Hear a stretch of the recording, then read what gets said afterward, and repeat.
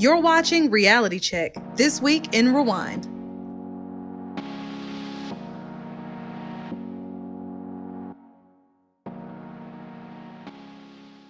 Welcome to Reality Check, This Week in Rewind. I'm your host, Quinny B. And guys, I'm so sorry. It has been just a super crazy 2 weeks, so I'm definitely behind. But I'm going to go ahead and get last week's recap done, which is this one. And then you're going to see one for this week posted in a few days. All right. So one thing that I want to point out is that I have really enjoyed the social media drama that's happened while the show is airing. From my understanding, a lot of these reality TV stars are actually sent the shows in advance. So you would think that they've had time to hash it out so that the social media portion doesn't get so sticky, so nasty. But once again, the internets, they prove us wrong, darling. So let's hop right into it. This week, I'm going to open up with Growing Up Hip Hop because something has been brewing. Brandon and this Firefighter Academy foolishness. Things are finally hitting ahead. I mean, how much longer were we supposed to wait? This episode opens with Remarkable and Bow Wow at Magic City. I think BT, just the whole crew are there. Remarkable is, of course, Eazy-E's daughter, and she's in Atlanta working on her career. Now, don't get it twisted. She's born and raised here, but getting on Growing Up Hip Hop Atlanta is yet another way to further her brand, make herself a household name, and honestly, who didn't know that she was Eazy-E's daughter just by looking at her face? Anyway, they're at Magic City. They're having a good time. She's just one of the guys. And she's a smart girl because she's not trying to play it as a groupie. She's coming in to build long-lasting relationships as well as create business relationships. BT works for 94.5, so that's a way to get her music played on the radio. Bow is Bow Wow, former hip-hop child star. He still has a little bit of pull even with all of this drama with this domestic violence. And so I think she's a smart girl. While at Magic City, in true Bow Wow fashion, he sees a young lady that he just cannot take his eyes off of. I think she's in this lime green outfit. Her name is Corey. She's a cute girl, but she's definitely his type. Now, for someone that's swearing off relationships, you'll never see a ring on this finger, he's never getting married, we already know he likes to fast track his relationships. You think he's a lesbian, honey, because by date 3, the U-Haul is backed up. BT and Remarkable also have a moment where they talk about this artist boot camp that Deb and Brad are in the process of developing. The seed here is that BT has seen the flyer for the artist development boot camp, and it in fact says that you have to audition.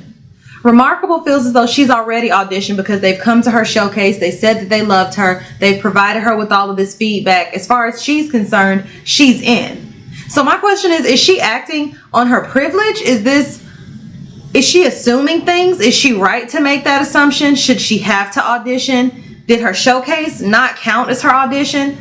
I'm honestly a little torn because I could see how you would think that your showcase counted as your audition just because of the conversations that ensued afterward. This episode, we get to see a little bit more of Remarkable's personal life. She meets up with her boyfriend or her longtime boyfriend. They've been together for 10 years. She doesn't even look like she's even old enough to have had a boyfriend for 10 years. But she meets up with her boyfriend, her brother, and then they have their children. And they're meeting up at the batting cage. And I guess in true Remarkable fashion, she's late. Go figure. But her boyfriend says, and ironically, her boyfriend's name is Corey. Corey says, well, I miss you. I want to spend time with you. You're always in the studio. You don't reply to my text messages. I worry about you. And is it coming off as possessive or overprotective, a little controlling? I don't think so, but I think it's coming from a place of love, understanding the industry that she's in, and it is a male-dominated industry. And so I think that while it's great that you're in the studio working, trying to advance your career, really anything could happen to you. Not saying that you're automatically a target because you are a woman, but we've heard some of the horror stories about the things that happen to women in the industry. So I really do think he's just coming from a place of love. She agrees that, okay, if you plan a date, I'll go on it. And she thanks them for coming out. It's just a really cute scene. And it's also just another way to further her storyline. Now, here we are to the juice. Deb meets with the lieutenant of Firehouse 19, which my best friend goes, well, girl, not that it's not a firehouse in Atlanta, but more importantly, it's a well-known TV show. Deb meets with the lieutenant because everyone's getting on her case about whether or not Brandon is a firefighter, which, duh, Brandon's not a firefighter. He's no more a firefighter than my dog is, and my dog is probably more capable. The lieutenant, honey, drops all the tea. She lets us know immediately, we're not even in session right now. What we are doing is accepting applications, but there's no schooling in session. Furthermore, if you were in session, no, you don't get to drive a fire truck. You don't even get to go near them. No, you don't get to stay at the fire station. Check this. You have to pass a physical training test before you can even be accepted into the program.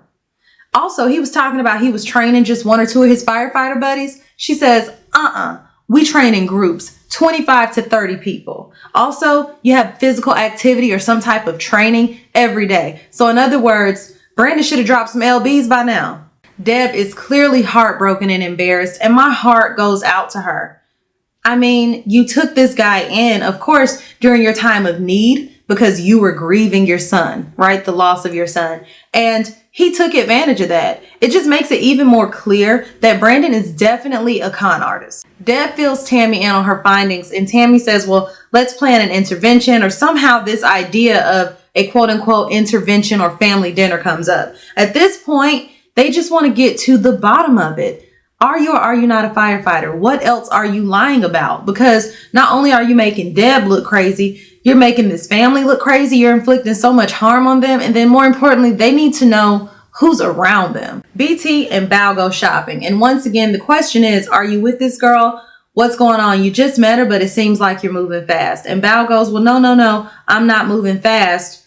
But they also talk about what Bao's intentions are, which BT has the right to be concerned. All we've seen during Bao's stint on the show is him moving fast. He, like I said, you know how they operate, okay? We cut to Remarkable being in the studio, and so we get to see how she acts in the studio. She has her phone on silent. She sees Corey calling, and she looks at her phone, and she puts it down. So it's very clear as to where the strain in her relationship is coming from. She is prioritizing her quote-unquote work. Yes, the studio is work. Yes, your career is work. But is your relationship not work as well? Deb and Ayanna chat briefly about this whole Brandon thing. Deb wants the entire family at this dinner. So that's Tammy, Waka, Ayanna. I think Waka has 2 other brothers or very close family friends. Just everyone that Brandon has had contact with, has lied on, and impacted. She wants everyone at this dinner. So she covers that with Ayanna, and Ayanna completely agrees. Let's do it. I'll be there. Bow Wow meets Corey at the park, and what do you know? She's a model. She's different though, right? Because she's a fitness model. Let's run down the list of red flags that Bow should have seen coming. 1, she's calling him baby already. Like every other word is baby. 2, they're already talking about sex. She says that she wants to wait because if she has sex, her emotions get out of control. She has a tendency to get a little crazy. Is that not a red flag? She calls herself the quote-unquote pull-up queen, which to me means that she's rowdy and unpredictable. You don't answer your phone too many times or enough times or fast enough for her liking, she's gonna pull up on you. She's rowdy and unpredictable, and more importantly, a liability. She says that her emotions are dangerous, which to me screams unstable, liability squared. She expects locations and pin drops. Liability, what is that? Thrice? Cubed. That's what it is. She's a liability cubed. Okay? Too much. Pin drops, locations. That equates to the pull-up queen, which equates to the unstable emotions. No, I don't want any parts of it, okay? Clearly, Bao likes him crazy. Can we also just talk about how they're kissing on the first date? Ugh. Keep it. It's date night for Remarkable and Corey. I think his stage name or something is Chevy. Thought his name was Corey. Chevy. We'll go with Chevy. It's date night for Remarkable and Chevy, and once again, she's late. He's been texting her, calling her. She's not picking up, and at this point, he's just fed up and not really with it, right? He's talking to production. He's like, she's not coming. I'm not going to do this. He's been waiting for 45 minutes. Of course, as he's walking out the door, she pulls up. And the one thing about it is that clearly, I think his pride is a little hurt. And so he calls on her shit. Like, I've been waiting on you. You were a no-show. And you expect for me to just up and be ready when you're ready? Absolutely not. And he pulls off on her, leaving her standing there in these latex spandex, whatever pants that I'm very curious as to how she actually got into them. And now it's on to the exciting part, which, okay, of course we is going to break it up into 2 spots, because how would you be able to feel the episodes? How would you be able to keep us tuned in? It is time for dinner. Deb, Waka, Tammy, Ayana, the family is there, right? It's like a ghetto Sopranos. Brandon shows up with a friend. Unannounced. He doesn't tell anybody that he's bringing a friend. He just brings a friend. In his confessional, he announces that he's nervous. It's been a while since they've had a family dinner. What's the special occasion? Which means that he knows that something's up, because you know that no one believes you're a firefighter. Brandon kind of arrives a little later than everyone, so that gives Deb the opportunity to talk to the table and tell them how she wants things to go. She says, hey guys, can you please just follow my lead? She doesn't want things to get out of hand, and I guess because she's the party that's been most hurt, most lied to him, and the most offended, she wants to lead the conversation. They agree to allow her to do that, but things escalate so quickly, guys.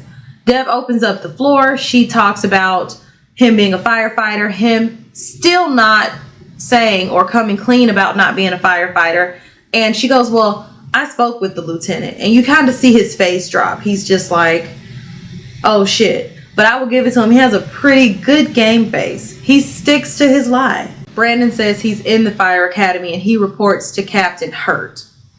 Walker's not here for it. He pulls out his phone and starts looking up the requirements to even be in the academy right there at the table. Basically just saying, Brandon, come clean, dude. Stop lying. You're playing with my mom. You're playing with my family. And I don't play about either one. Walker gives him the chance to come clean before you kind of see him erupting with emotion. But Brandon sticks with his lies. Now on to the real Blac Chyna. Once again, this episode is still about her meeting with her mother to have dinner and just trying to repair that relationship. But she's also using this camera time wisely and using it as an opportunity to show herself as a businesswoman. While last week things escalated really quickly at the park, Tony and Treasure are able to agree that they are both here for Chyna. They don't have to like each other, but they will at least come together to help Chyna and Tony mend this relationship. Chyna and Ashton are in Chyna's guest house, which is where she's kind of keeping her lashed inventory while her store is being renovated. They're working on getting a 50% off sale because she's trying to move some inventory and move it fast. She has new inventory coming in and she does not need this clogging up the space. This is also a great opportunity for Ashton and Treasure to fill Chyna in on the events that happen with Tony at the park. So they go, you know how your mother acts, right? And she goes, yeah, I know. And they go into details from there. The thought is that maybe they should have a dinner at a nice restaurant so that Tony won't turn up. I've never seen a person that's as easily ticked off, that has such a short fuse, not turn up when they wanted to turn up. Like, it's never been a location type thing. That's never deterred anyone. But best of luck with that idea. On the other hand, Tony meets with Benji, who is a friend of both of them and apparently really understands their complex and volatile relationship. And his advice to Tony is to bite her tongue, to allow Chyna to speak, and to just kind of go from there. I guess to be less aggressive, less attack dog, and more receptive, if that makes sense. And so now it's dinner time. Chyna and Tony arrive at this very nice restaurant. They are kind of seated in the back, secluded, so that production can really get the shots and the angles that they need. Tony comes in appearing to be a renewed woman. This Tony is not the Tony that was at the park. This is not the Tony that we saw on the very first episode. This Tony is extremely apologetic, remorseful, even attempting to cry. I mean, I didn't see any tears. Those ducts were dry. But it was a solid attempt to give a heartfelt apology. But because Chyna is not responding the way that Tony wants her to, Tony flips like that. And Chyna is just like, well, that's what I was waiting on, because I don't know this woman. I don't know that side of her. And one thing that Tony does is kind of keep deflecting. Chyna wants to talk about the issues that are in their relationship specifically. But Tony wants to go on and talk about how what Chyna has done to her staff, how people say that she's mean, all these rumors, all these tabloids. Tony is completely deflecting. It's kind of sad to watch. Here's one thing that we know for sure. Tony subscribes to this "I'm the mother, that's why" mentality. So China was not supposed to really provide any critical feedback of her mother, and any attempt to do so is quickly going to derail any type of reconciliation, which is clearly what we see here. Tony starts to get worked up, so China goes, well, let me just go to the restroom. And while I thought she was not going to come back, she did. But it appears to be too late to reconcile at this point, and they kind of give us a preview for the next episode. But my question is, how long are you going to drag this out? This is a great opportunity to really use your platform to show you as a person so that we can see you in depth, get an idea of what's going on up here, and stop seeing all of this dysfunction between you and your mother. Exploiting that relationship is not going to keep viewers tuning in, especially not if it's a subscription service. I think it costs $5.99 a month for you to subscribe to Zeus, and nobody's going to pay for that just to watch this show. Now on to Real Housewives of Potomac. This episode opens with us discovering that the charges against Michael have been dismissed. But that doesn't mean that it's going to be dismissed as the topic of conversation amongst the ladies. I mean, why would it? Robin, Giselle, and Candace say that Michael's definitely guilty. Karen says that his character has been compromised, and I think it's due to a variety of things. It's not just this one isolated incident, but it is a plethora of things that have continued to build. Monique says that she's just supporting Ashley. She has no feedback. While they're the topic of conversation, Ashley has bigger things at hand. She and Michael have to prepare for this Fox interview. So she's saging their home. She's trying to bring in good vibes. And she, Michael, and her mother maintain Michael's innocence. Over at Karen's, she's trying to find ways to continue to keep her parents' memory alive. So one of the things that she talks about is how beautiful of a singing voice her daughter has, and how she has this relationship with Macy Gray.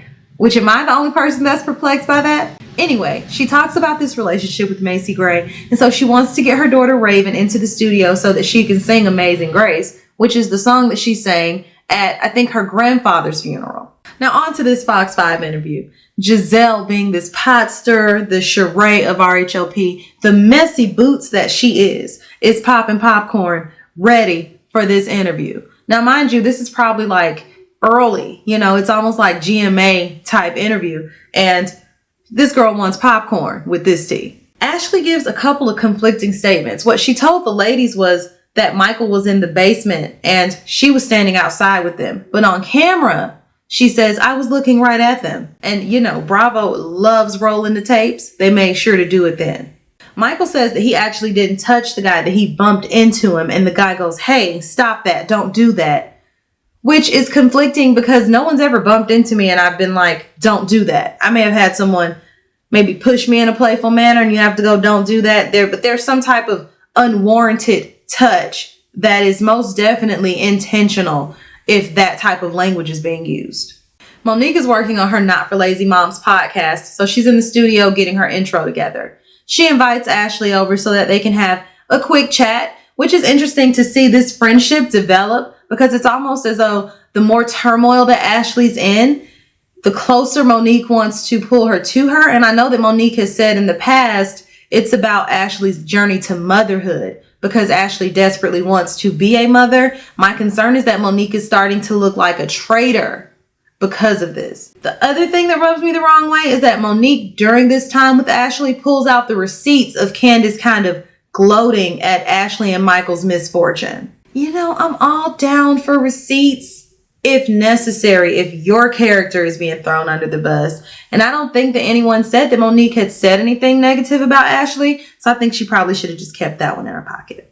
Robin plans a girls' night in at her house, which involves ladies trying on different lipsticks, drinking wine, cheese platters, just very cute. Of course, Giselle and Katie are there, and if you took a shot for every time you heard Michael's name, you'd be drunk. Of course, their conversation turns to Michael, and everyone agrees that something's going on. And when I say their conversation, I'm talking specifically about Robin, Katie, and Giselle. They're off in the kitchen while the other group of ladies are in the living room trying on the lipsticks. Giselle, Katie, and Robin all agree that something is going on. Some type of special arrangement, maybe. But no one here believes that Michael is just flat out innocent or even straight. Over at Monique's, she and Chris are preparing for, I believe, what is their third and final baby, if you let Monique tell the story. And of course, once again, Michael and Ashley have to come up. And they admit that they want to remain neutral. They've heard both sides of the story. They're happy that the case was dropped. You know, something in the milk ain't clean, but they don't want to talk about it. What Monique does divulge here, though, is that some of Candace's behavior has her feeling a little uncomfortable, which is why Monique may be swapping her allegiance over to Ashley. Just dangerous, dangerous territory here. The show closes with Robin throwing Juan a haunted Halloween birthday party. And Michael was not supposed to come, but he shows up because things are on the up and up. And you know, Juan's his guy. Robin and family are running late, per the usual. And so Giselle, Ashley, and Michael see each other first. Giselle wastes no time. That's one thing that I do like about her. She does not beat around the bush. She does not pretend to really care about you. But what she does want to know is this tea. She sees Michael and she goes, no charges, right? High five. Shady. Chris, Candace, and Karen arrive, and it looks like it's going to be a fun time to be had by all. Monique isn't there because she's hosting a Taste of Potomac. And 2, she's really, really pregnant. And so I don't think she should have been at that event anyway. They do this whole walkthrough, like hands-on tour, you know, where they can come out with the saw and everything and pretend like they're going to cut you or follow you around, but they don't ever really do too much. So at the end of that, this terrifyingly great time, they go ahead and they head over to the bar that's actually on the campgrounds. The guys and the ladies separate in true fashion, and the ladies hop right into it. Ashley says that it's very difficult to see who was for her and who was against her, that she just didn't feel supported. And you can just kind of read the group and tell that the ladies believe the allegations. Now, what is funny is to cut over to the guys and watch this conversation, because Juan and Michael are having a lot of conversation, and it's about surfboarding, you know, quote unquote guy stuff. And Chris, Candace's husband, is just there kind of watching in amazement and surprise, I guess, at Juan's ability to be so PC about it. They didn't talk about the allegations at all, but you can't tell me that pillow talk isn't a thing. You cannot tell me that Robin has not shared with Juan that he was the guy that was supposed to be on the receiving end of Penisgate. The final scene is this chopped and screwed, never before seen version of events that took place that are supposed to prove Michael's guilt or his innocence. Did you see Ashley and Monique on Instagram Live with these super long stories about what actually happened, whose voice was saying what? They were definitely on live for about 45 minutes each. I watched as much as I could, which was about 20 minutes each, and they both regurgitated the exact same story, and Monique's brother corroborates her story. And Monique's brother's story is that the "hey, don't do that" or something to that effect is him. It's his voice, but Michael definitely was not touching the cakes, is what was being said. So they're trying to say that Bravo has chopped and screwed this so and overlaid this audio to the point where, 1, you can't tell what's fact from fiction, but 2, that it's just a complete lie. Ashley was on her Instagram Live story kind of crying about it, because she's saying that at this point you're messing with her family, their reputation, and all of those types of things. And Monique just wanted to clear the air because she's Ashley's friend, as we know now, and because it happened in her home. Also, I guess because her brother was involved and that was his voice on the tape, even though it was just a little bit of audio. I don't know. But I will say that when I say that they really regurgitated the exact same story, it almost sounded rehearsed. So I really don't know who to believe here. On to Love and Hip Hop Atlanta. This is part 2 of a 2-part reunion, so the final part. And I'm just going to go ahead and come out and say it. This season, this episode, Love and Hip Hop Atlanta in general has just been very lackluster. Had they not had Pooh to come in and spice it up just a little bit with this outlandish shitty sheets mess, we wouldn't have had anything to watch, if we're being real. We pick up right where we left off, and that is with Carly Red looking like she's 2 seconds away from falling into a coma while taking this lie detector test. We get the results, and no deception was indicated on a lot of this. But then it was like on the 2 questions that Carly wasn't prepared for, that she didn't have time to rehearse, the results were inconclusive. Inconclusive results mean there was a little bit of deception indicated. You could have been lying. I really wish that Pooh had just gone ahead and taken the test so that she could clear her name, because Carly's willingness to take the test and her unwillingness to take the test makes her look a little sketch. Then it's on to the recap of Scrapped and Leon getting out of jail, him turning his life around, him being a great father, his dating or romance with Moniece, just all of the drama that's kind of surrounded him this season. He and Moniece are just really kind of on bad terms. She's on the couch crying that she's never going to allow anyone to get that close to her, to set her up, to break her heart like that again. So maybe this wasn't all for a storyline. They talk about Carly actually coming to see Scrap in jail, which is where Pooh goes because y'all was fucking. Now, Pooh is sitting one person away from Karen King, who's Scrap's mom, and Karen wastes no time reaching over to pull that hair. And if you listen closely, you can hear like some of the glue come up.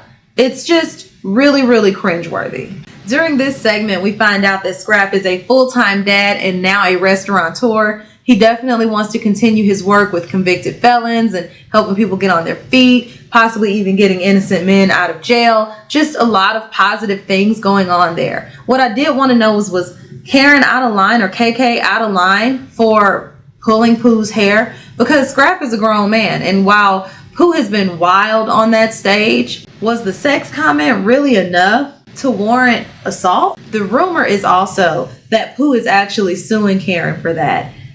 I don't blame her. I mean, not saying that the damages are really that much, but sometimes you have to teach people a lesson, and not in a physical way. You got to hit them where it really hurts, and that's in their pockets. We find out that Scrap is single and that Moniece took AD back, so I'm sure that that'll be a great storyline for Love and Hip Hop Hollywood. On to Sierra and BK. Relationship status, complicated. Pooh chimes in and says that Sierra had asked to borrow one of her bathing suits, left stains in the seat of her bathing suit, brought the underwear up on stage and dropped them off, and then also says that Sierra said that she wished that she could live like her. Just so much drama. Pooh is making all enemies, no allies, and I genuinely don't expect for her to be back next season. On to Akbar V.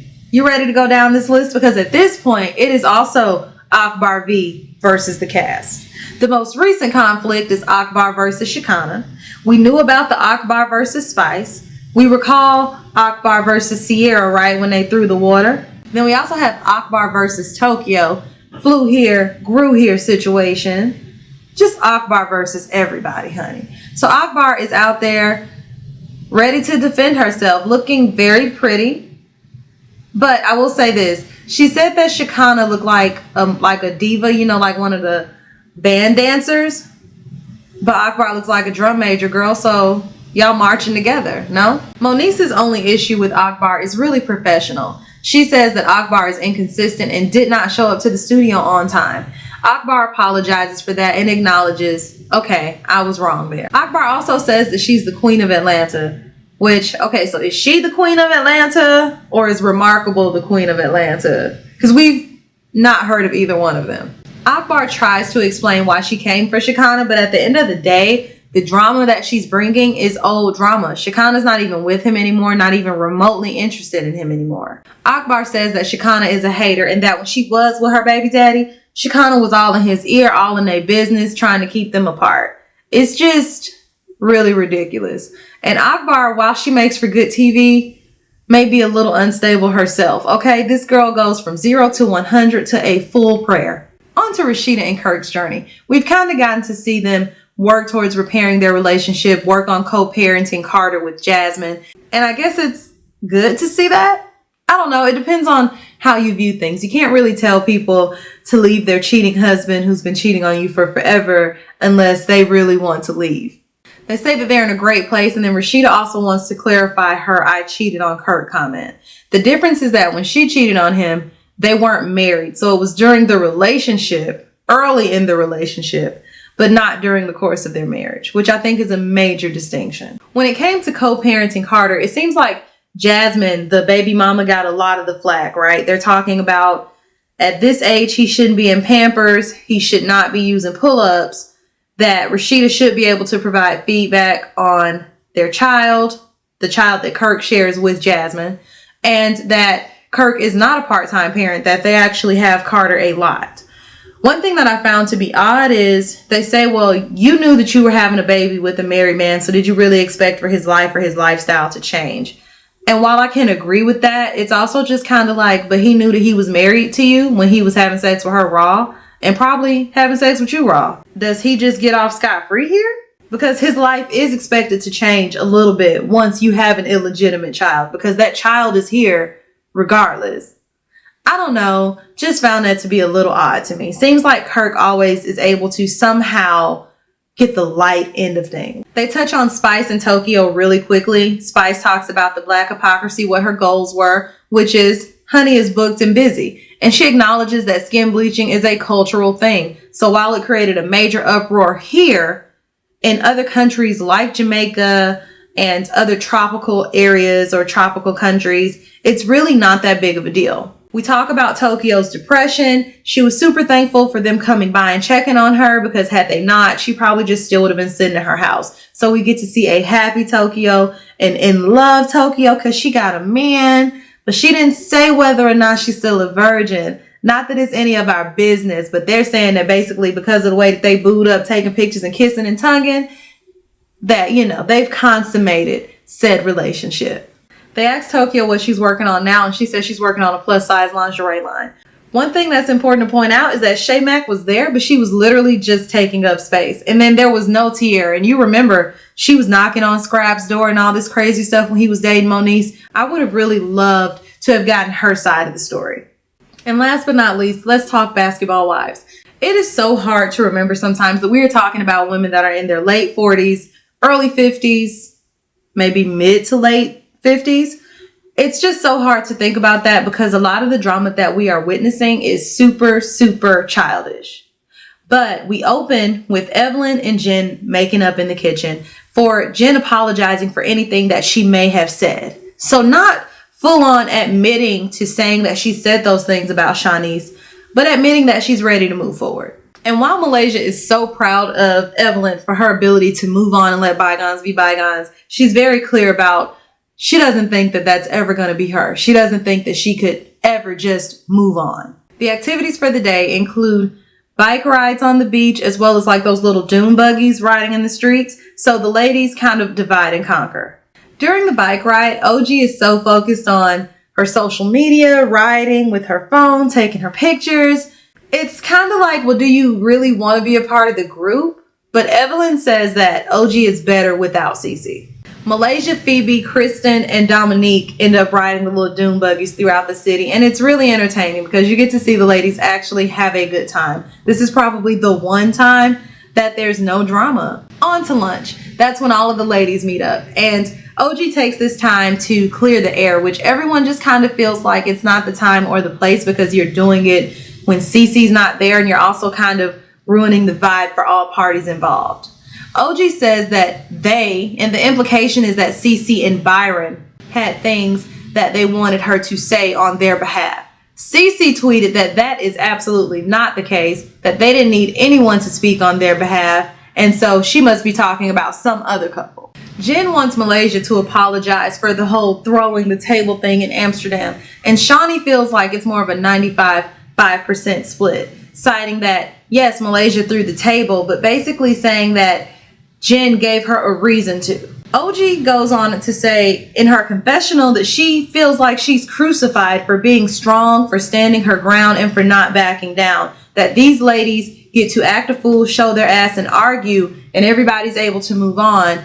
But everybody wants to hold on to grudges when it comes to her. And I'm actually inclined to agree. Noticeably missing from this episode is Cece, who's out wedding dress shopping with a couple of her family members. And of course, Kristen, Byron, and Thomas are a topic. She does want Byron to be happy, but she doesn't want to be the scapegoat anymore, I think. Back in San Diego on the girls' trip, it's time for the ladies to come in and, of course, compare notes and talk about what happened on their individual group activities. So I think it's Evelyn that fills Malaysia in, and Malaysia admits that she's willing to apologize for throwing the table. So that 5% is on the table. On to dinner, and dinner's catered, and the only person that's really not enjoying dinner is Phoebe. I'm like, girl, what are you used to? Boxed macaroni and cheese? And OG blesses the food. And you would think, okay, a great blessing, a great time. We're just gonna be okay. Of course not, okay? OG finishes blessing that food and she hops right into it, okay? She lets Malaysia know that CeCe's event was not the time or the place for her to approach her about that. OG then goes into telling the story about how she actually found out about Thomas not being Byron's biological son. The general consensus of the table is that 1, CeCe's a manipulator, and then 2, OG needs to stop doing people's dirty work. Even if the seed is planted but not inherently set, OG needs to butt out of family business. Evelyn seems to feel that way, and Shawnee seems to share those sentiments. OG also goes on to say that no, CeCe didn't have to send her to do that because she had already had her own issues with Kristen. So now they're even. She did it because she wanted to. Because Kristen last season had come at her and said things about her relationship and her man. To break up some of the tension, Phoebe goes, hey girls, don't y'all want to watch my new music video? And all the ladies are excited. They agree. But Jen pulls OG off to the side to let her know that she heard about the whole not arguing with a bitch who wear fake clothes. OG does not take too kindly to that and is ready to address it as soon as they walk in the room. Back at CeCe's, we cut to her unpacking and Byron just kind of laying out on the bed. And they're talking family dynamics once again. And in short, it's CeCe and Byron against the world. Back to this video debut. Before things can even queue up, OG cut straight to it. So I heard that you got a line in your song about me. I heard you got a whole song about me. You rapping about me, girl. What's up? For people that claim to not care about me, don't like me, you seem to be so pressed. Phoebe denies it. She's like, I ain't writing no song about you. I'm very surprised because Phoebe talks all this trash and, you know, being from the Bronx or New York or whatever and just not being afraid of anybody. And Phoebe backed down completely. OG escalates pretty quickly and goes, I could kill you with my bare hands, but I'm not going to do that. Now, the confusing thing to me is that we see these ladies all kind of jump on OG about that not being appropriate, it not needing to go that fast or that far. But is that not what Basketball Wives and all these other reality TV shows is built upon, is the drama? So Evelyn just threw a drink and jumped across a table literally during the last episode. And that's not inappropriate. We see Evelyn screaming. I guess that's at OG in the trailer, patting her, lower region. And that's not taking it too far. But OG saying I could kill you with my bare hands is taking it too far. Is it because that you actually fear that she is actually capable of doing it while all these other ladies are more like chihuahuas? I'm just curious. And I would love to get somebody else's feedback on that as well. On to Phoebe's video premiere. She shows the video. And Evelyn says it's ratchet. And Jackie says she needs to do more. I think it's a cute, auto-tune heavy song. I mean, I'm not going to bump it, but somebody will. All the ladies go back home, and so it's back to life as they know it. All the ladies go back home, and so it's back to life as they know it. Kristen fills Thomas in on her conversation with Malaysia about CeCe and really wanting him to go to their wedding. She's really trying to make amends now, and Thomas just really isn't feeling it. So I feel like that's something that we're going to have to see develop a little bit further in the season. OG fills CeCe and Byron in on this conversation that Malaysia or the ladies had with her about CeCe being manipulative and basically kind of egging OG on to do her dirty work. It's interesting to watch the show and hear that conversation versus the conversation that was had, because I'm not going to say that it's inaccurate, but we are definitely missing some key pieces here. Some major pieces of these conversations have been cut out, and maybe we'll get to see that come to fruition later on this season as well. A little small Basketball Wives tea that I read on the blogs that I didn't really incorporate into this. I read that the person that's actually behind this Kristen, CeCe, Byron, and Thomas drama is Byron's ex-wife, citing that she's jealous and manipulative and that Malaysia isn't even family. Malaysia's ex-husband was one of Byron's pupils. So Byron was her ex-husband's coach. So Malaysia's out here talking about the family, and they're not even related. Just found that to be pretty interesting. And I also think maybe the ex-wife thing is plausible, but I mean, I would really need to see some real receipts. And that wraps it up for this week's recap. Thank you so much for watching, and you know what to do. If you enjoyed this episode, make sure you hit like, but don't stop there. Go ahead and hit subscribe, and then while you're at it, go ahead and follow me on Facebook, Instagram, and Twitter so that you are always a part of the conversation. And I can't wait to chat with you. I'll actually see you in a couple of days, right? Bye-bye. This video has been Queenie B approved. Thanks for watching. But don't stop there. Let's head on over to Instagram and Twitter and keep the conversation going. I'll meet you there. Bye-bye.